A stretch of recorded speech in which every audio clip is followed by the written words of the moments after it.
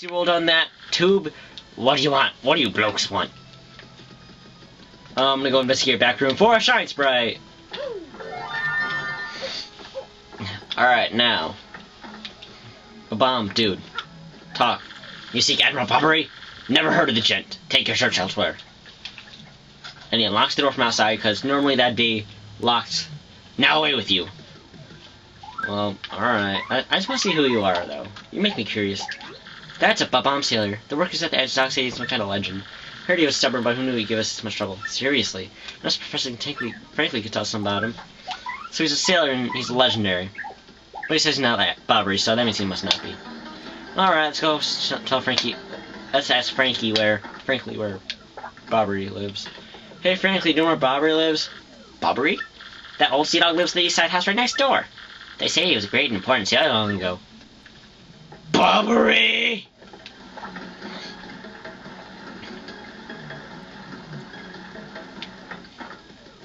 I have evidence pointing to your crime of lying to me. I present Professor Frankly's profile. He said you would live next door to him. Admiral Bobbery? I haven't the faintest idea what you're talking about. Now, if you please. Objection! Please don't insult us. We already know you're the general. Just admit it. Harumph with poppycock. Tell me what you want if I were this chap. You say a ship needs a navigator? You want me to do the job? So sorry, but you'll have to look elsewhere. I should set upon the sea, nevermore. But maybe you don't understand how important this is. We need you. Without you, we'll never get to Keel Key. Awfully sorry, dear boy, but when I say no, what I mean is no! Bitch. Vivian! What the hell? Get out of the door! What do you think, Mario? When nothing was saying significance. I guess Vivian's really sad talking to him. Don't you find out why was there such a hatred for the sea? We need answers. Maybe we should ask someone around this man's story. Okay. Vivian, thanks. Dang.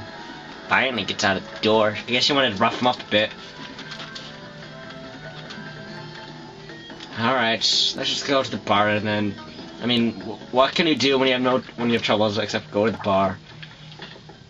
This guy's name is Torque. You say Bobbery won't go to sea, huh? Well, can't say, and it surprises me. The real question is, are you folks really sure you want Bobbery back on the water? Yeah. Who are you? Oh, is that it? Now I see. You want him on, especially if you call you Keel Key. Rough seas out there. Most sailors meet their ends. Not old Bobbery, though. So... I just came here for a nice, refreshing, bubbly drink. The fact of the matter is, Admiral Bobbery's tale is sad. Horribly sad, actually. Probably end up crying, but I'll tell it to you if you really want me to. Please do, I can take it. In that case, get ready. Bobbery's tale of woe goes something like this. Bobbery was once married. He had a wife, an enduring beauty named Scarlet. The two of them were madly in love, the sort of love reserved for fairy tales. Now, Bobbery was a renowned sailor, so he was long away from home for long periods. Scarlet never complained, though, and always waited faithfully for Bobbery's return. And Bobbery, his eye never drifted. He loved only Scarlet, truly and deeply. So they lived and found happiness where they could. And all was good. Poor time. But not all good things can last. It was a particularly icy winter when it happened. Scarlet fell ill.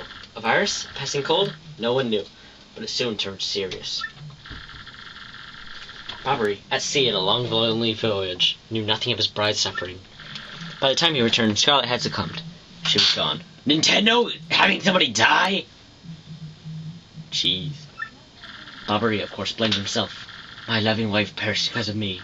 If I were not at sea, I would have nursed her back to health. I could have saved her. He was overcome with such thoughts. They tormented him always, hunting his sleep. So he committed suicide, right? And this is just his ghost? He's never gone out to sea since.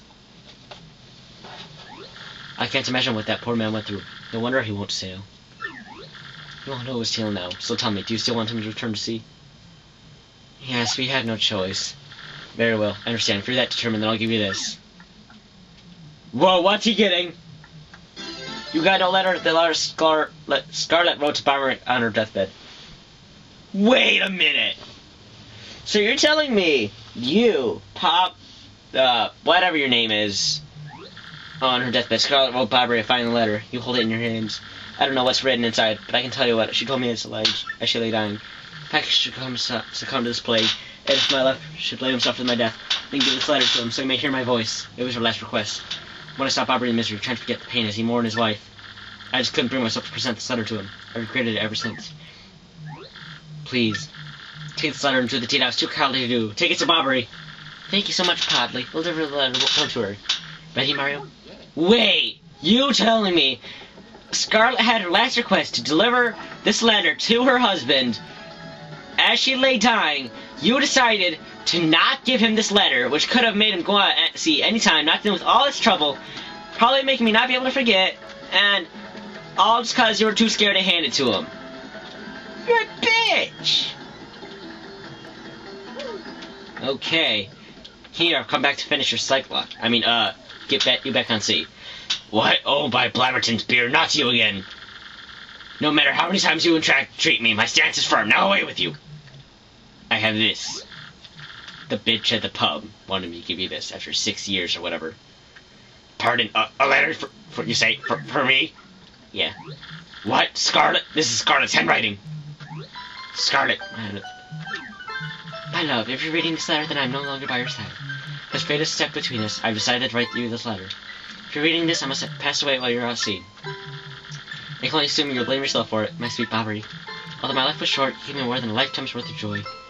Though you will mourn, I will beg you remember your times like this. Love is like a tide. You're the one with the sea, as you're one with me. Do not lose both your life's loves. Time, like love, is a tide. You are one with the sea, as you're one with me. A thousand pardons, but I may have a moment alone, if you please.